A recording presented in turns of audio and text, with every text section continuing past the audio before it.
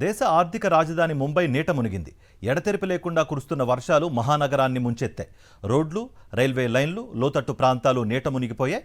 రహదారులు, కూడళ్లు చెరువులను తలపిస్తున్నాయి. నడుములోతు నీటిలో జనం మునిగిపోయిన పరిస్థితి. అవసరమైతే తప్ప బయటకు రావద్దని ప్రజలకు విజ్ఞప్తి చేసింది ముంబై మున్సిపల్ కార్పొరేషన్. వర్షాల ఎఫెక్ట్తో ముంబైలో రవాణా వ్యవస్థ స్తంభించింది. ప్రధాన కూడళ్లలో ట్రాఫిక్ జాములతో కిలోమీటర్ల మేర వాహనాలు నిలిచిపోయాయి.